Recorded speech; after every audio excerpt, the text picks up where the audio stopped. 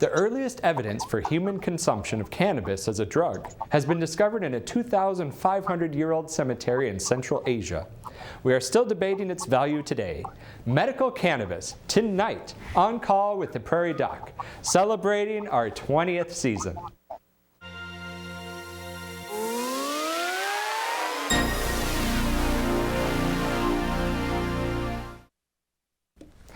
Welcome to On Call with the Prairie Doc. I'm Dr. Andrew Ellsworth. Our program tonight is part of the celebration of 20 seasons of truthful, tested, and timely medical information. Continuing that tradition is our goal for tonight's discussion. Joining us tonight here in our studio on the South Dakota State University campus are Dr. Tyler Jarez, Avera Medical Group Palliative Medicine, Sioux Falls, Dr. Jeremy Daniel, Doctor of Pharmacy and Associate Professor, South Dakota State University, College of Pharmacy and Allied Health Professions, and Tim Rave, President and CEO of South Dakota Association of Healthcare Organizations. Also, joining us via Zoom and Skype, we have Kim Malsam-Rysdon, Vice President of Public Policy, Avera Health, and former South Dakota Secretary of Health, and Dr. Shawna Schmidt, Avera Medical Group Pain Management, Aberdeen. Welcome to all of you.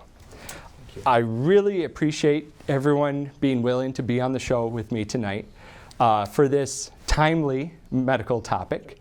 It can be a difficult topic and one that there can be a lot of feelings on multiple sides. And I appreciate you stepping up to provide honest medical information. And this is our chance as the medical field to give our perspective. Tyler, if you wouldn't mind giving us a little introduction about yourself, and feel free to share whatever you want Sure, about very yourself. Well, so I'm a hospice and palliative care physician, so I specialize in chronic disease and even end-of-life care. I'm kind of based in Sioux Falls at Avera McKinnon. I grew up in South Dakota, in Aberdeen actually, schooled in South Dakota, went to medical school down in Vermilion at Stanford School of Medicine, residency outside the state, and came back to practice as a hospitalist for a few years before transitioning into sort of my hospice role and then my palliative role. Excellent, thank you. And Tim, how about you? Yeah, thanks for having us, Andrew. I really appreciate it. And you're right, it's timely discussion, just getting on the heels of legislative session. Again, Tim Rave, I'm president of the Hospital Association. We represent all 54 nonprofit hospitals in the state, along with 46 long-term care facilities and 76 assisted living centers as well.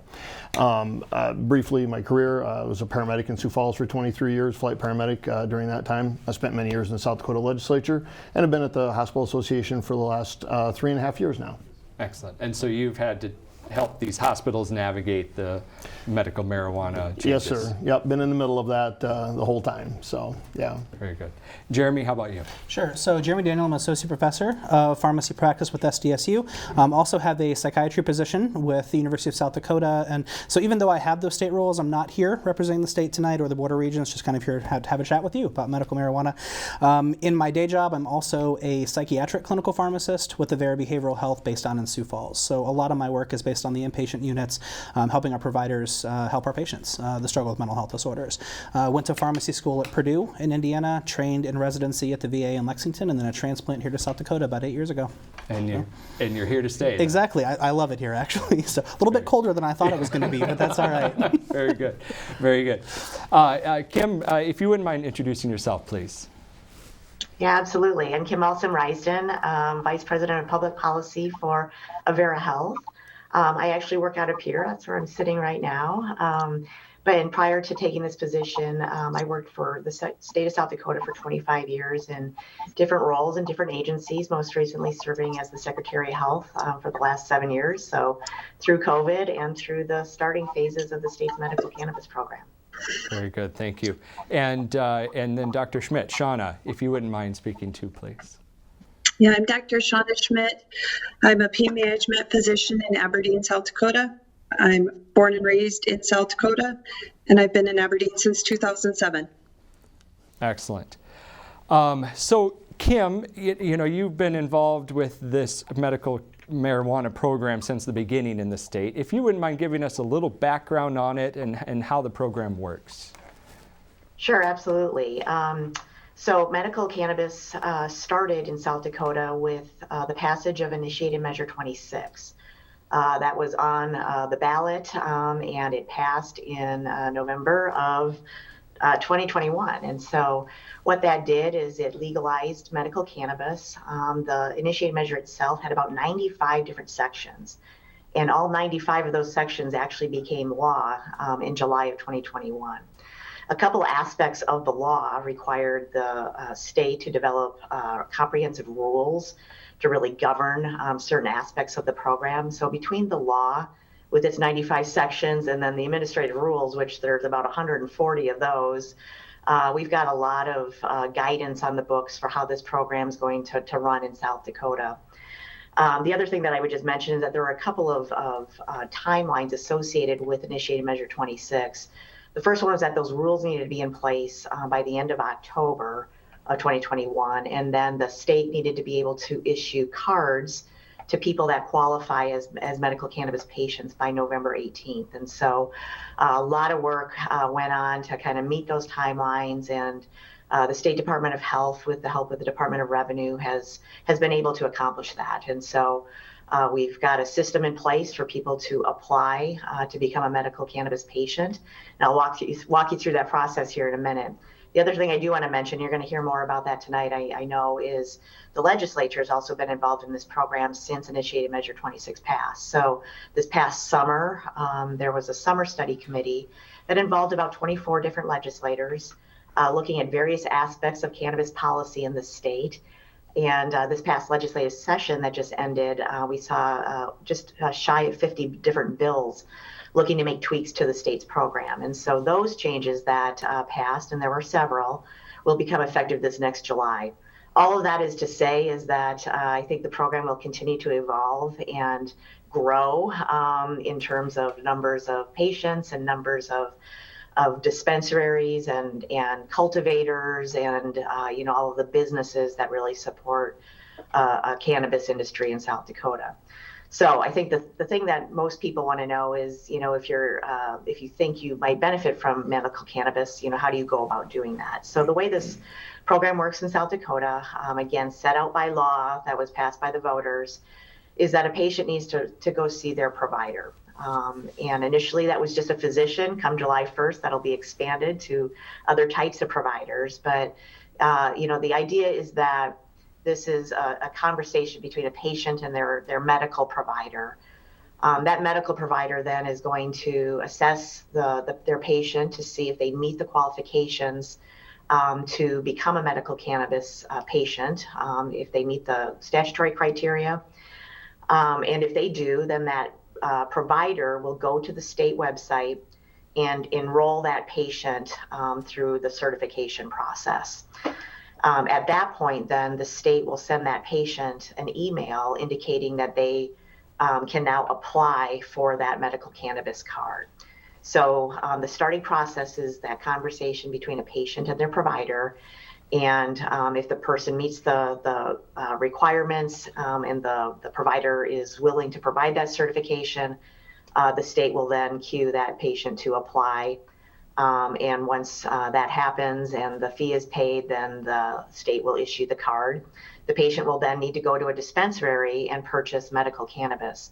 The other thing I'd just like to mention and get that out of the way is with the timing of the need to grow cannabis in South Dakota for the purposes of this program, and the fact that we're just starting now to see those kinds of entities be registered with the state program, all of that means that we're not going to see cannabis available in dispensaries to be purchased through the state program until this summer or maybe even early fall. So there's and that's to allow the cannabis to grow. So there's no operational dispensary yet? Correct. In the state of South the Dakota outside of the folks, reservations? That is correct. And so I think it's an important distinction to remember that the state program will be registering entities outside tribal areas, tribal businesses, tribal members could apply to be a part of the state program. and that's acceptable, but having a state card does not necessarily get you the benefit at a tribal program. Tribal programs can have their own rules. Gotcha. Well, we look forward to answering your questions about medical cannabis. Please call 1-888-376-6225, send an email to ask@prairiedoc.org, or ask on our Prairie Doc Facebook page. Each night, we work to answer as many of your questions as possible given the time we have for the episode. Tonight's episode may be one of those that receive more questions than we can cover in that time limit. We apologize if we do not get to your question, but we encourage you to ask early to give us the best chance to answer. And to encourage your questions earlier, those of you who ask a question during the first 20 minutes of tonight's program will be entered into a drawing for one of our Prairie Doc gift items. The winner will be announced at the end of this program. Your question will remain anonymous, but be sure to provide your name and contact information when you submit your questions so we can contact the winner. Thanks again for that rundown, Kim. It's been quite the process.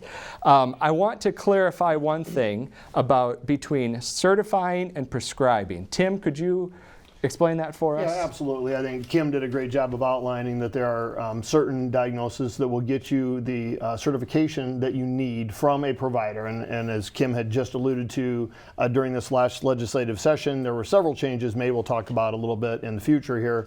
I think the motto is if you've seen one medicinal marijuana program, you've seen one, although there's numerous states that have them. That was one of the challenges I think we found trying to navigate that. But the certification specifically, you go to your provider, you meet one of the 8 diagnoses that are currently in statute. That provider will certify that you meet those conditions. Then you would take that card, go to the dispensary, and go through the process that Kim described earlier. Excellent. And Shawna, if you wouldn't mind, if you would explain some of those conditions that meet the criteria. Definitely. So we're looking at things like multiple sclerosis, spasticity, other conditions that affect multiple systems, Parkinson's disease, some of those specific disease processes. Excellent. Now, as a pain specialist, what are some of the conditions that you've seen people qualify for? Most of the patients that have been looking in this area have been looking specifically for multiple sclerosis or other conditions where they have spasticity and are looking for the marijuana to help with those symptoms. Excellent. And Tyler, how about you? Are there other conditions you've seen or that are qualify on the list? Yeah. I mean, certainly kind of, piggyback off what Shawna was saying. I mean, cancer in particular is a big one for us, pain management in cancer especially. And then like she said, multiple sclerosis, ALS are also pretty big. From a palliative care perspective, we're definitely trying to use this medication to try to, as an adjunct, basically as an add-on, to try to reduce our reliance on maybe some other medications, maybe reduce our reliance on opioids, for instance. Like we're in an opioid epidemic, so if we can use fewer opioids and use something like medical cannabis to reduce pain, reduce spasticity, I mean that's a win for us as a medical community. That's a win for the community in general. Absolutely. Yeah. Excellent. Yep. So, Jeremy, I've had people ask me, will this help with my anxiety? Sure.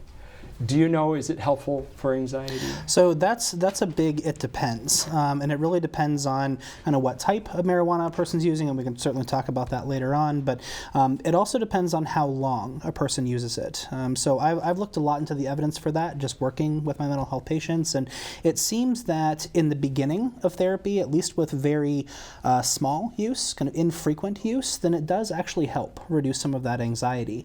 However, one of the things that we have seen in some of our longer studies, anything over about 3 to 6 months, is that patients who use this every day and use quite a bit of it actually have worse anxiety, and sometimes that anxiety doesn't respond to other medications that we might want to use to help them. right? And so, unfortunately, it does work a little bit in the beginning, but can have some adverse effects that we don't really think about later on. Gotcha. As a pharmacist, I think you'd be the one I'd better ask about what, when we're talking about marijuana, that can encompass many different chemicals. Could you speak to that? Yeah, so unfortunately, marijuana is a very complex plant. If you look at the plant itself, most of what we focus on for efficacy or how well a medication works is those active chemicals within the plant. And in marijuana, those are called cannabinoids.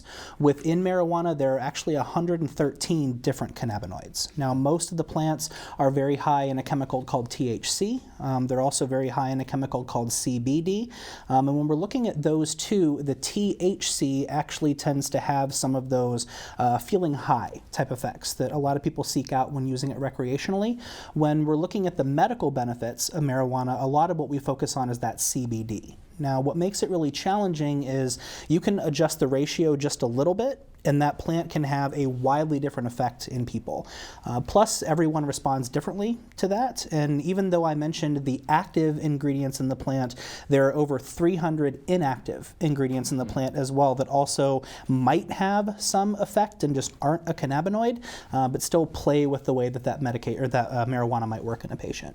Wow. So, yeah. So it would seem that there's probably a lot of things we've learned, but a lot of things we don't know yet either. I would say that sums up really this whole hour. If you want to close early, I think we've got it. But yes, there is definitely some that we know, but I feel especially when you go to your providers, there's a lot that we don't know and a lot that we're trying to figure out. Yeah, very good. Well, recently the South Dakota State Legislature passed 5 new bills related to medical cannabis. To sort it out, we turn to the Senior Vice President of Public Policy with Avera Health, Deb Fisher-Clemens. Cannabis is a certification process for patients to receive it. It cannot be prescribed. That term does not exist as we talk about medical cannabis. And one other point that I really want to highlight is that the FDA has not approved cannabis as a product. Therefore, it cannot be prescribed. And so it also raises concerns for us as providers and health systems that it could, in fact, if not handled appropriately, jeopardize our Medicaid and Medicare funding for our patients. So there were 5 bills that the healthcare industry worked on to make some small changes to assure that folks who are interested in medical cannabis could, in fact, reach out to their providers, meet with their providers. It has to be an in-person process. So one of those things that we wanted to change is to assure that more physician providers would be interested in doing this, is changing the terminology in the certification process so that the provider does not have to say that they assure that there will be a therapeutic or palliative effect. Legislation was passed to allow that we as facilities can generate our own policies related to how patients, residents, providers are able to work within that world. They can still continue to go to the original provider for their symptoms or their diagnoses of the disease that they actually were seeing them for, that qualifies them for the medical marijuana. They don't have to continue to go back and forth. They can continue to see their current provider. The state is who issues the card. And so we wanted to make sure that that process stayed intact, but was done so that our providers would have the ability to influence how it happened. If there's a dispensary that goes live in Sioux Falls or Brookings, then and an individual wants to buy their cannabis at that dispensary, they would have to be certified by a physician in South Dakota through the South Dakota process, because the Flandreau reservation process is not the same, and so they would have to be recertified, in essence, with a provider that is certified in the state of South Dakota.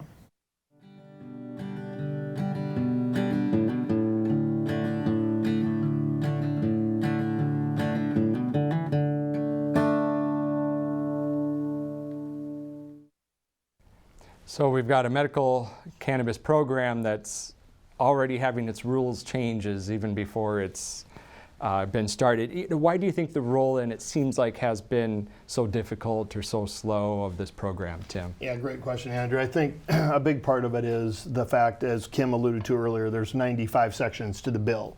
And it wasn't a bill that went through the legislative process, it was a bill that went on the ballot. So people outside of that process created the language, put it on the ballot, and it passed as is. That's the way that process works. I think as many of us in the circle of the legislature have talked about, this is the gift that's going to give for many years. We're going to have to continue to change as the program evolves, as we learn more about it, what treatments it's going to work on, which treatments it's not. Is that list of 8 the right list of chronic illnesses or disease processes that we have to worry about, or is it not? It's just, I think with a bill that large, there's just so many areas that need to be tweaked, for lack of a better term. I think I could assure the viewers, especially the supporters of medical marijuana, that nothing in that process was taking away the ability to get it, but there just simply was some day-to-day logistical things that needed to get cleaned up in the process, and that's what we're working on. And we'll continue to work on every year for, well, likely the foreseeable future. You had that list on your phone there. If you don't mind pulling it up again, the 8 conditions, what do you have listed? So the there? 8 conditions are wasting syndrome, chronic pain, debilitating pain, multiple sclerosis, muscular dystrophy, cancer, epilepsy or seizures, muscle spasticity, severe, and intractable nausea. Yeah. And Tyler, is it, you know, when you consider that list, now some various conditions can cause some of those symptoms. So is there a set list or not necessarily?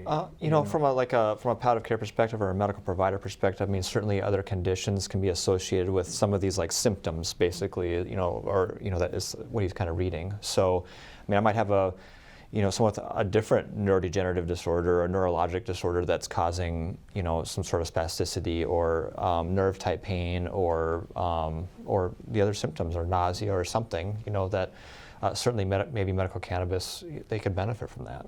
So that's a discussion. That's why it's important, I think, that a person meet face-to-face with their physician, that they have an evaluation or an examination, and they have that discourse, that discussion, and you know, build that relationship. We've got some great questions already. This person from Sioux Falls asked, what kind of help can medical marijuana give to someone with osteoporosis or chronic migraines? I don't know if one of you want to speak to that. Sure, absolutely. I think, you know, osteoporosis, I'm going to be the first to say I don't know much about that. I mean, from the way that the human body is set up, there are receptors, or these kind of little areas that the chemicals bind to, that cannabis would affect potentially in the bones. But I don't know whether that's going to help with pain, because we know we've already established pain fairly well. But as far as helping the bone strengthen, I couldn't tell you that. But and you know, we were talking a little earlier how sometimes you can pull up a little study that backs something up, but sure. And actually, migraines is a great example of that. If you go looking in the literature, you can find studies that say that it's effective for chronic migraines, and you can also find studies that say that it's not helpful for chronic migraines. And that's really the way that it is, even with those 8 conditions that are debilitating. You can find really good studies for pain, but you can also find studies where marijuana did nothing for people's pain. And so that's why I say we know a little, we have a lot to learn. And so as far as, you know, that person's question, helping with chronic migraines, it's possible. But again, there's just as much evidence on the side that it may do nothing. Another prime example where I'm glad the state has agreed that we want this to be a conversation between you and your doctor that you have a relationship with that can follow you through the process with this. Shawna, if I could ask you a question too. A caller is wondering from it says Gilmont, South Dakota. I don't know if that's. I'm not sure where that is too. A caller is wondering if medical marijuana can be used for balance and aches and pains, is what they said there. So I think we really need to be careful. To speak to others' points, when I pull up studies on chronic pain and medical marijuana, about 50% of them are positive and 50% of them are negative. I think we also need to remember that one of the side effects can be dizziness or feelings of unsteadiness. So to speak to that same point, you need to have a discussion with your physician to look at underlying causes and see if this is really the best option for you. I also think to kind of support Shawna's point, with that caller just asking about regular everyday aches and pains, I don't know that a lot of the literature looks at that. Just again, kind of, you slipped while you were doing some yard work outside and so now your hip hurts for a little while. That's not really what this is intended, right? This is, for people that have had debilitating pain for a long period of time, and then the studies start to point to a little bit of more of a positive direction. Yeah. It does sound like it's more of a palliative treatment, which a lot of medications are. There's not as many that cure something. Sure. Do we know of anything that marijuana can cure? No. So go ahead. Oh, and I think the other thing to consider with this as well is most of these disorders that we have other FDA-approved treatments. They have other things that we may use as kind of, again, a first line or a first agent we would use. Marijuana doesn't tend to be a first line agent for most things. Right, we would be looking at failure of other agents. So I think that term of palliative and kind of looking at one of our last resorts, or even salvage therapy, we sometimes use that term, may be a good place. Yeah, and just maybe if I add that too, we were discussing earlier, talking about studies just a little bit, and the fact that when you look at cannabis, just in general, looking at the studies are often small studies we talked about, and often they're cannabis is compared to placebo. It's not really compared to some of our best treatments, for nausea or for pain or for any given symptom management piece that we're looking at. Yeah. I've also heard that some of the studies have a high dropout rate because of some of the side effects that people experience, which make it a little hard to determine too. Shawna, for individuals who have experienced a stroke, are paralyzed, and are experiencing muscle spasms, would cannabis be of help? This question from Beersford, South Dakota. So that would fall into the spasticity category. Again, not a first-line treatment. It would have to be a conversation because we would be looking at therapy, medications, Botox treatments, other things, but it would, again, be a potential benefit. Excellent. Kim, if I wouldn't mind going to you, there's a couple questions here that are following a similar theme. Like one caller from Nemo, South Dakota, is wondering why medical marijuana can't be prescribed using the same system that we have in place for other medications.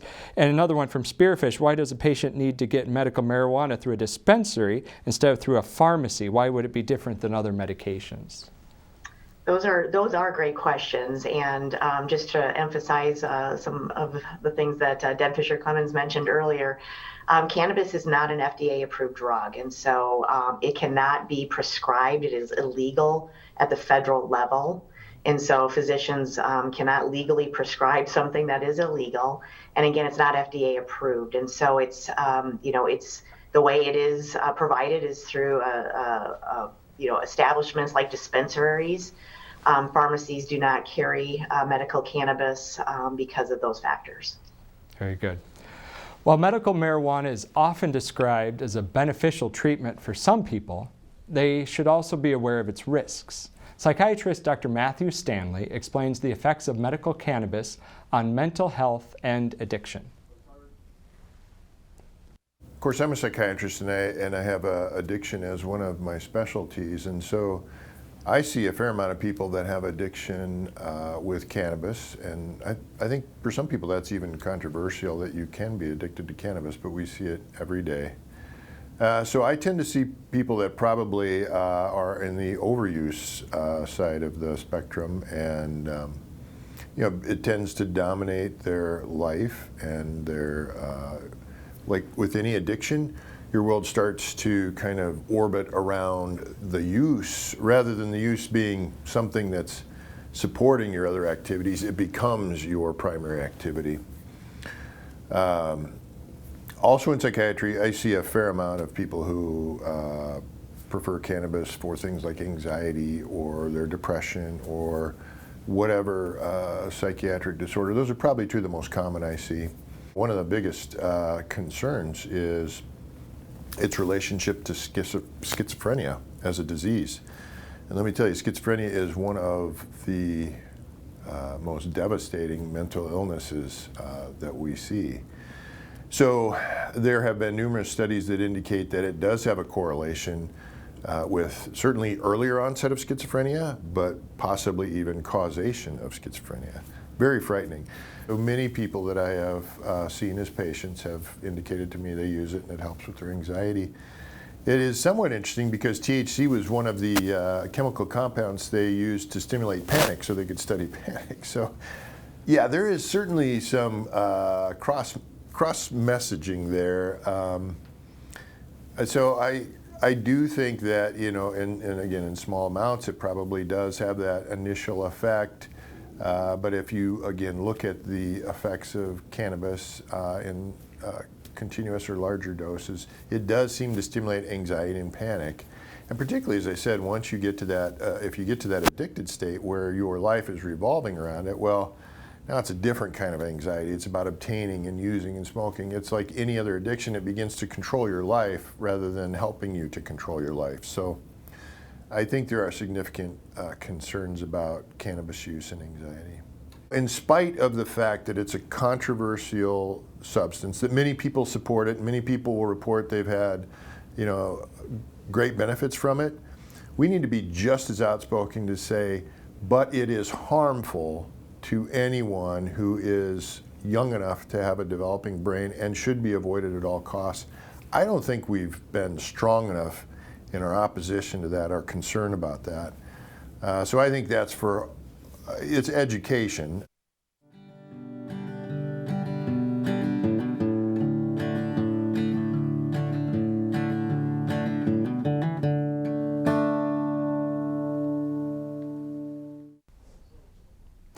Yeah, that is certainly a concern I have, is if we see really increased use in youth, and what happens to their brain and their development and their career path and so on with use of marijuana. Another thing other states have seen is increased use in children with some of these edibles, because these edibles can be made into gummy bears, or someone accidentally bakes it into a brownie and brings it to a bake sale or whatever, and it sounds funny, but it can be really serious. And so I don't know if you can speak to edibles and how they differ than smoking. Sure. Edibles are actually fairly challenging because we know if someone smokes cannabis or vapes cannabis, it's pretty predictable how quickly that gets into their system, how long it takes to leave. The challenge with edibles is, sometimes your intestines and your whole GI system absorb more of that or less than that. And that can actually vary about twofold, even from just brownie to brownie, patient day to day.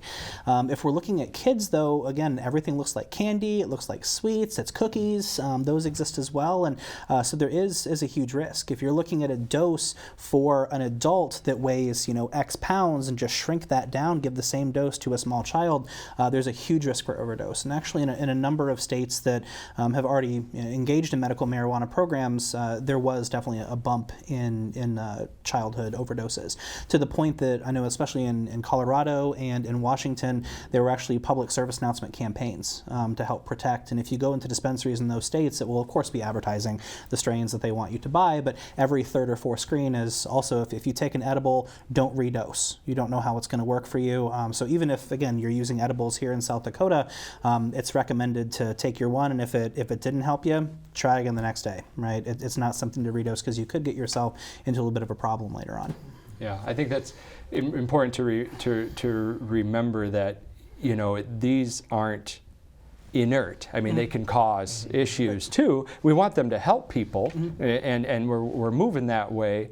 But just like the opioid epidemic, there's a spillover into some people that maybe don't need it or shouldn't take it or could cause problems with, and we'll have to be careful, especially with our children and our youth, to protect them. One person asked if the passing of recreational marijuana would be just better and easier for everyone, and I don't know if you could speak to that, if you see that as a positive or a negative. I think having that interaction, I guess, and that relationship with your physician is important. I think it really kind of helps from a symptom management perspective as you kind of go forward, and not just getting like a not just going to any given dispensary and sort of building just a relationship there. Where they have a financial incentive Right. to get you to use it. You got it, yeah. I think the thing, and I know we discussed this maybe a little bit before, but in the question about, prescribing versus certification, a provider certifying you is they're recommending, marijuana for you, medical marijuana for you, cannabis for you, and to go to the dispensary versus, a prescribing practice. I don't know that, patients, they really want prescribers to do that they want them to be writing medical marijuana as a prescription. I think that sort of ties them to the prescriber, to have to wait for the prescriber, to write the prescription. Maybe the prescriber or their physician doesn't agree with medical cannabis as a treatment option. I guess that's kind of where I'm at on it. Yeah, you're certifying that they have this condition, right? And then it's it's not like they have to come back to you, right, every time they want a refill. Yeah, or whatever. but that relationship continues, to build. I think, certainly as part of the certification process with medical marijuana, you fill out forms together that kind of say, hey, we're going to continue to build this relationship. I'm going to continue to see you often because medical cannabis isn't like the be-all, end-all as far as symptom management. We have other options. We have things we need to discuss.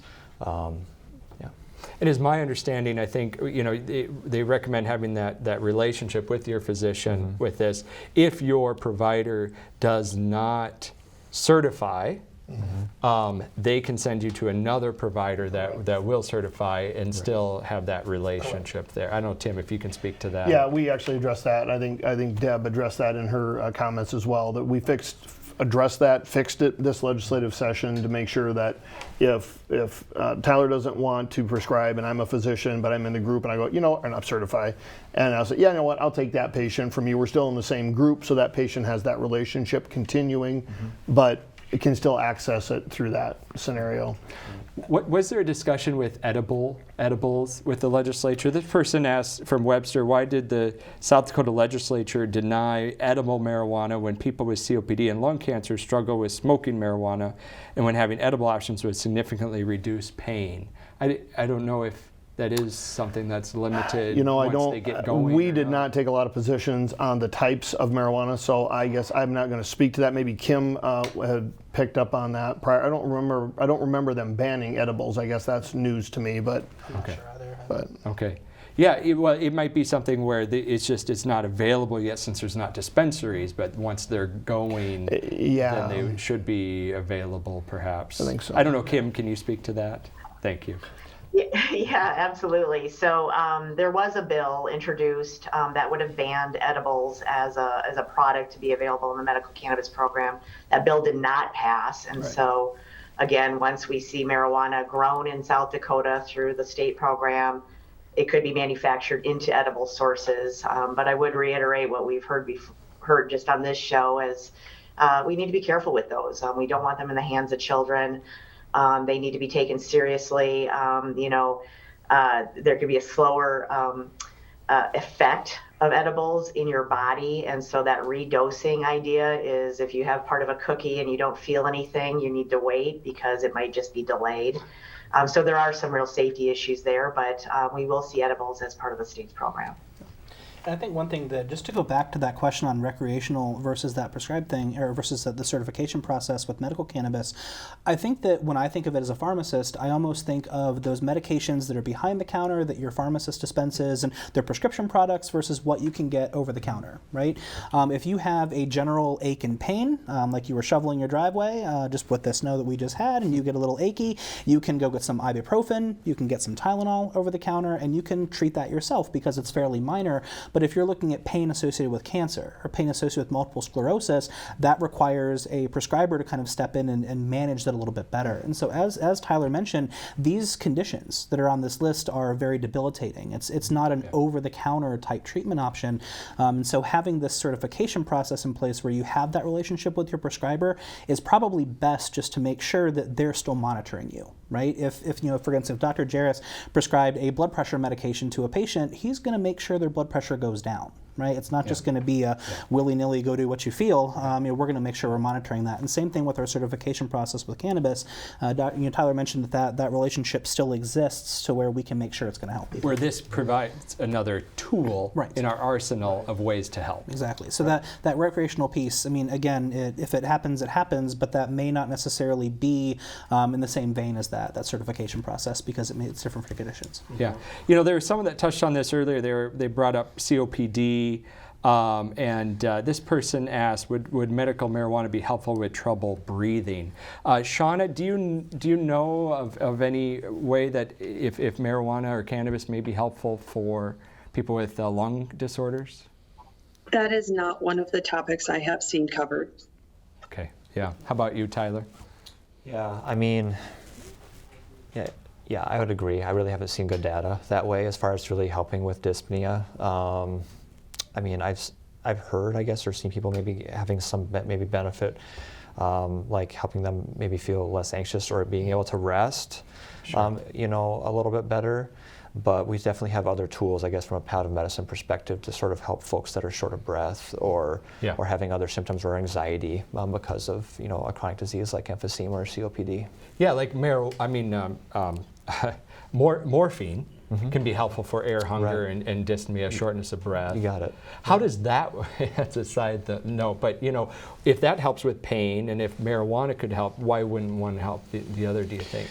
Yeah, I mean, I think maybe just how morphine kind of works centrally and how it affects sort of our interpretation of, shortness of breath, versus how medical cannabis affects that whole system. So, yeah. This person asked from Aberdeen, what part of the marijuana plant do they use for medical purposes? So that kind of depends a little bit as well. I mean, you can still have THC percentages or CBD percentages from the flower, from the leaf. It's kind of all throughout the plant. Again, it's kind of a multifactorial piece from that cultivation perspective. I'm not sure if anyone else has other information on that. I've not done that myself, so something I'm impressed with. Tim, the last kind of going off of that, Tim, this last session talked about how many plants someone could have, and that kind of touches on that because whether it's actively making a certain part of the plant or not, or I only tangentially know about it because it came up in several committees and testimony, so I learned a lot about it this year, at least more than I knew. I think really my takeaways on that would be that the big fight was over unlimited home-grow plants, which basically the bill that passed on the ballot and went into statute said you could have a minimum of 3 and then unlimited. There was a huge fight during the session. They kind of came to a compromise on 4 total plants, and that has a lot to do apparently with the stage of growth and then the bud, as Jeremy was just talking about, and how you harvest that. And beyond that, I don't know a lot of details, but I just know it has a lot to do with the stages of growth in the plant, when you can utilize that, harvest it, and then ingest it. Sure. Tyler, are there other conditions that you've seen marijuana be helpful for that we haven't touched on yet? Yeah, I mean, when it comes to conditions, I guess, like COPD or some of those, breathing type things, I guess, I really haven't seen a lot of efficacy. I mean, many of the things we've talked about, I feel like really encompass a lot of the things it's really useful for. But like the neurodegenerative things, the nervous system related disorders, the chronic pain things that are related to other things like cancer, I really haven't seen it, I guess, be that effective, I guess, maybe for like in heart failure and stuff like that. I just haven't seen that. I have seen it maybe if someone has neuropathy or nerve type pain, like some diabetics, or for other reasons, maybe end-stage renal disease or some other things like that with other underlying comorbidities or medical conditions, where it can be helpful and improve quality of life, and again reduce that reliance on other medications, so that people maybe they're not too sedated because they're on too many opioids, and they can have just a kind of better days. Yeah, excellent. Yeah. Shawna, is there anything you might piggyback off of that, of conditions or ways that you've seen it be helpful? I have seen patients with PTSD find some benefit, and then also there is some literature out there about migraine headaches and seizure disorders. Gotcha.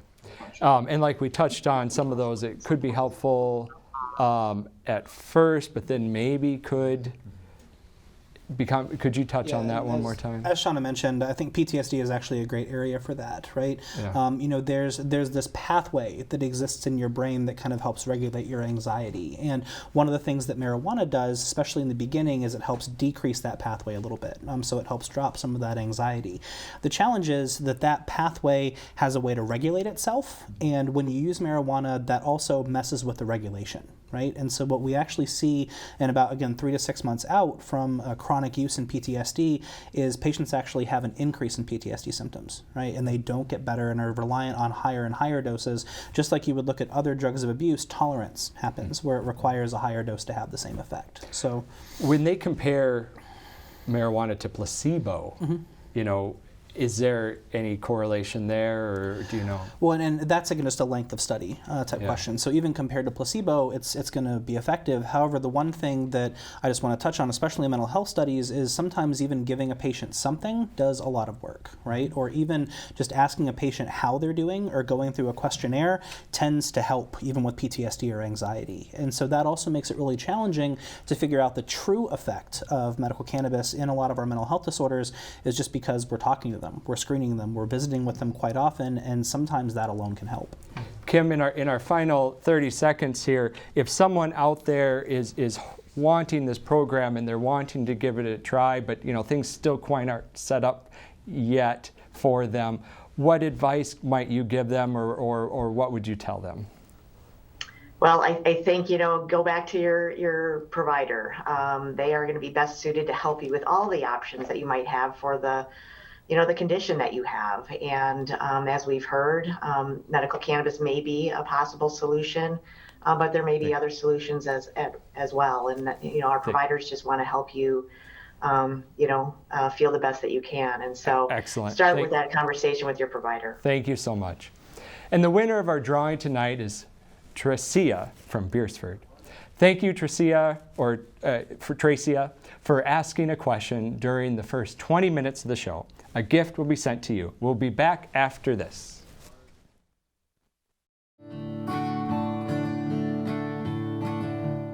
In 40 years of practice, I have seen how the final moments of one's life can be inspiring or agonizing, no matter the manner of death. As I see it, the fear of death is a greater enemy than death itself. The fear of death can keep us from making important plans for an advance directive and hospice, can trap us on a feeding tube, and can keep us from finding harmony with the ones we love. A good death requires courage to be prepared.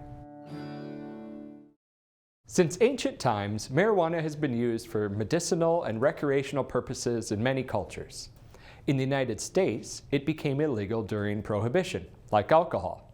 Later, under the Controlled Substances Act in the 1970s, the federal government classified marijuana a Schedule I drug. This classification includes heroin, LSD, and ecstasy, all deemed to have no safe, effective medical use and a high potential for abuse. This Schedule I status imposes bureaucratic and legal barriers, making it difficult to conduct scientific research on the medical benefits from marijuana. Studies that have been conducted are small and limited. Thus, physicians are less confident recommending marijuana for patients. Not to mention, use or possession remains illegal federally and in many states. The word cannabis refers to all products derived from the plant Cannabis sativa. There are hundreds of compounds in this plant called cannabinoids. Cannabidiol, CBD, is one of them, and tetrahydrocannabinol, THC, is another. The word marijuana often refers to products from the plant that contain large amounts of THC, which is psychoactive and can alter someone's mental state. Cannabinoids can trigger receptors in the brain to release neurotransmitters to affect mood, sleep, pain, and memory. Drugs with cannabinoids may be helpful in treating nausea and vomiting from cancer treatments, loss of appetite and weight loss from AIDS, chronic pain syndrome, multiple sclerosis symptoms, glaucoma, and children suffering from seizures. There may be other medical benefits we are not yet aware of. We need more research to determine safe treatments and establish confidence. Marijuana use can cause harm. It can do more than dull the brain and give someone the munchies. It can increase the risk of motor vehicle crashes. In some individuals, it can increase the risk of developing schizophrenia or other mental illnesses. Frequent use by adults and use in adolescents can decrease attention and memory or cause cannabis use disorder, which has symptoms of craving, withdrawal, lack of control, and negative effects on personal and professional responsibilities. Sometimes people develop recurrent severe vomiting. Vaping products with THC has resulted in severe lung injury. Marijuana has been used as a medicine for a very long time in various cultures. Yes, it can be addictive and it can cause problems.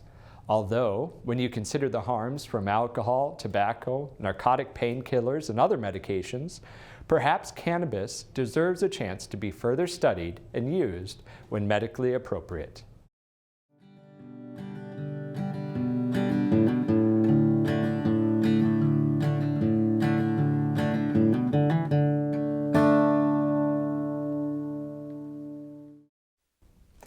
Thank you so much to all our guests for volunteering their time to help us learn more about medical cannabis. If you would like to see and hear more episodes of this program, please like and follow us on Facebook and YouTube, or visit us at prairiedoc.org. Look for Prairie Doc Perspectives in your local newspaper, and be sure to look for the podcast of this program, Prairie Doc On Call, wherever you get your podcasts. From all of us here at On Call with Prairie Doc, celebrating our 20th season of truthful, tested, and timely medical information. Until next time, stay healthy out there, people.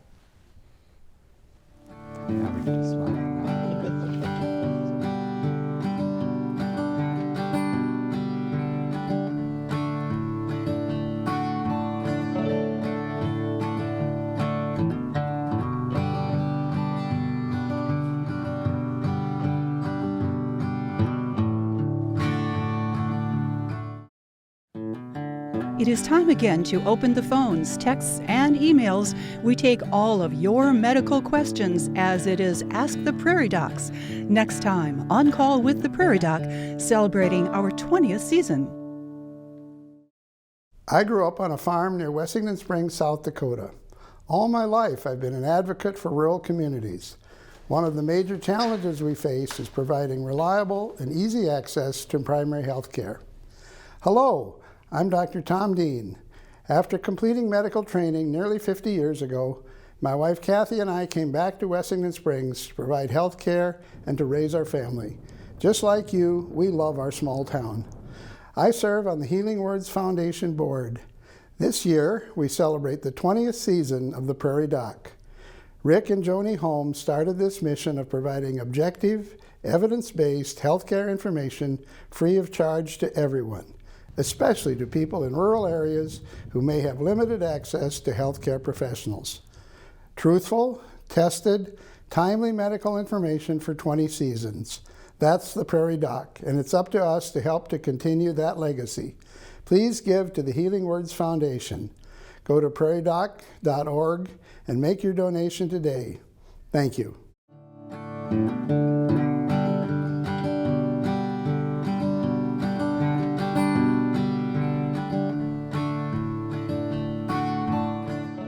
Major funding for On Call with the Prairie Doc has been provided by